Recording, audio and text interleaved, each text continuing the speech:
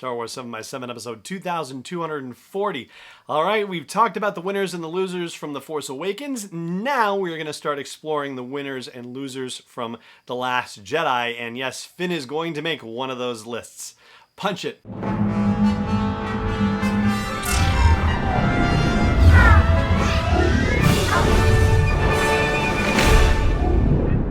Hey Rebel Rouser, I'm Alan Voivod, and this is Star Wars 7x7, your daily dose of Star Wars joy. And thank you so much for joining me for it. So, we are going to continue our series of looks back at the sequel trilogy movies and talk about the winners and the losers of each of those movies. Today we are on to the winners of The Last Jedi, and just to refresh you, these are the 7 characters whose fortunes most improved as a result of the events of the movie. So, without further ado, let's do the list. Number 7 on the list for a character whose fortunes most improved is Yoda. Now, that might seem like an odd choice in general, but think of it this way. What has Yoda had to do with himself for the last 10 years or so, right? I mean, I don't get the idea that Luke and Yoda have been chatting very much, and it's not like there are other Jedi kicking around that Yoda can be like, talk to him, I will, or talk to her, I will, or, pick a gender. Anyway, there's pretty much nobody, but finally Yoda has a reason to manifest his Force ghost from the living Force and actually have a conversation with Luke and actually be able to do something useful with that conversation as well, inspire Luke to an action that is helpful for the fate of the galaxy. All right, moving to number 6 on the list. So this is going to be one of the first ones, or the first of a few, that illustrate the notion that these wins in middle movies in the trilogies aren't necessarily clean ones. Like, there is a cost that comes along with improvements in fortune, and that's certainly the case for Leia. So you have to imagine that at some point Leia's luck is going to run out, and yet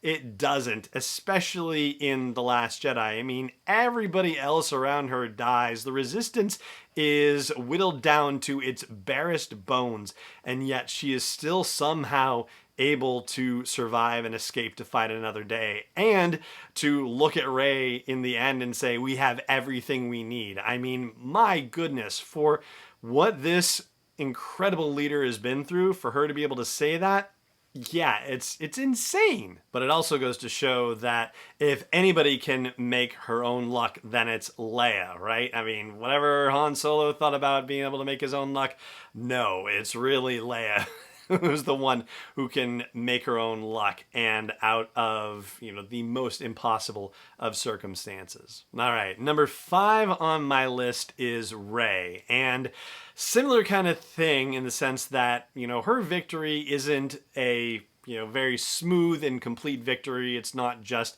a, jump to the next level. It is fraught with difficulty. I mean, her exchanges with Kylo Ren lead her to believe that she's actually going to be able to convert him from the dark side of the Force, and how heartbreaking it is that that's not going to be the case. But she's still able to survive. She's still able to rescue her friends, so a lot of good things happen. She's able to inspire Luke Skywalker to come out of virtual retirement and fight one last fight. So there are good things that happen for her, and when she has the opportunity to address her past and the notion of, let me see my parents, and get sort of the same answer that Maz Kanata gave her, which is basically, the belonging is ahead of you and you're the only person that you need, right? So she doesn't get the lesson that she wanted, but she gets the lesson that she needed, and things ultimately work out for her. But yeah, definitely not in the ways that she wanted. In 4th place, I'm going to select Rose Tico. So there are other stories that happen outside The Last Jedi, like the Cobalt Squadron novel, for example, that tell you what her life was like prior to the events of The Last Jedi, and it's a little more action-packed than you get the idea from The Last Jedi, right? Like in The Last Jedi, she talks about, how she's used to being behind pipes all day, and there's definitely more action in which she's involved in Cobalt Squadron, so it's not like she's a stranger to this at all. But for The Last Jedi's purposes, she's somebody who is, used to being off on the sidelines and is thrust into the spotlight. and actually has a wonderful, successful adventure. She's betrayed, she is in danger, terrible things do happen to her, and she ends up in, probably not as bad of a comatose state at the end of The Last Jedi as Finn was at the end of The Force Awakens, but there's an interesting bit of symmetry there. So she gets out of her shell and has a grand old time, does some heroic things, doesn't seem to pay for it too badly, comparatively speaking, and on top of that, she may have actually been the person to convince Finn what side to play on in this whole battle once and for all. And speaking of Finn, I have him in the number 3 spot on my list. So yeah, he actually made the list, or a list of winners or losers. Yes, he's on one of them. It's this one. So here's the thing. The reason why I feel like that's the case, like I can put him on one of these lists, is because he actually commits to a side, right? So as much as he is trying to escape the resistance at the beginning, he's doing it, again, for the same reasons that he was doing anything in The Force Awakens. It all had to do with Rey, right? But he apparently has enough of a commitment to Poe now as well that he's willing to do stuff, on Poe's behalf, which is on the Resistance's behalf. And so that's where the whole mission to Canto Bight goes. And he, with his encounter with the First Order and nearly being executed at their hands again, something switches for him so that when they get to Crate, he is willing to sacrifice his life to protect the people about whom he cares, about Rey and about Poe and about Rose. And so he's willing to make the ultimate sacrifice and is saved by Rose and ends up none the worse for wear. So yeah, that works out pretty well. And he's reunited with his good friend Rey at the end. So, how could things have gone better for him? If the First Order had been defeated, that would have been great. But that's, pretty much it. All right. In second place is Mr. Don't Join himself. That would be DJ. Now, put yourself in DJ's boots. You've decided that you need to get yourself thrown into a prison cell so you can get a decent night's sleep, all right? And you're just chilling, minding your own business, and suddenly a couple of loud mouths get thrown in the cell with you, talking about having to break on to a First Order Star Destroyer, and you're like, oh, I can do that. How about that?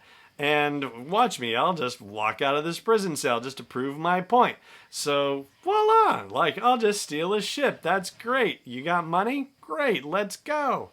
And all the while he's paying attention and he gets a bit of information that he shouldn't have gotten, and blip blop bloop, he suddenly has a giant crate full of credits for his trouble. So that's a pretty good payday for just, rolling out of your prison bed, right? And blip blop bloop, there you go.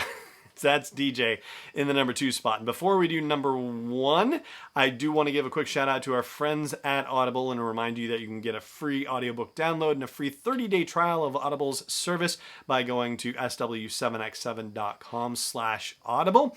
And don't forget the Thrawn book is coming out in about a week and a half. Mark Thompson does a fantastic job with those books and he's about to do it again. So check out sw7x7.com/audible for your free download and a free 30-day trial. Now, the number 1 person whose fortunes were improved by the events of The Last Jedi, and as with a couple other characters, doesn't come without a cost, but that would be Kylo Ren. And basically the cost for him on the negative side of the house is that he didn't convince Rey to come to the dark side of the Force with him, and he didn't manage to snuff out the Resistance once and for all, but he did manage to snuff out his abusive mentor, Supreme Leader Snoke, and he also managed to take over the First Order in its entirety, right? General Hux was trying to say, the Supreme Leader is dead, and Kylo Ren did what any good dark side Force user would do, which was choke the life out of him until he says, "Long live the Supreme Leader!" And so now Kylo Ren is the master of the entire First Order, so he has a galaxy right within his grasp and the most powerful army and navy in the galaxy at the time under his command. And yeah, just those little things about quashing that last little bit of resistance and, maybe we can get Rey to come back to the dark side at some later point. But Otherwise, everything else is just coming up roses for him. And so I have Kylo Ren at the top of the winners list for the events of The Last Jedi. And I'd love to hear what you think. If you've got a different list order, if you've got people you want to swap in and out on that list, then by all means, let me know at sw7x7.com or wherever there's a comment section for wherever you're catching up with the show. And that is going to do it for today's episode. Thank you so much for joining me for it, as always. And may the Force be with you wherever in the world you may be. Star Wars 7x7 is not endorsed or sponsored yet by Lucasfilm Limited, Disney, or 20th Century Fox, and is intended for entertainment and information purposes only. Star Wars, the Star Wars logo, all names and pictures of Star Wars characters, vehicles, and any other Star Wars-related items are registered trademarks and/or copyrights of Lucasfilm Limited or their respective trademark and copyright holders. May the Force be with them. All original content is copyright 2020 by Star Wars 7x7. We hope you love it.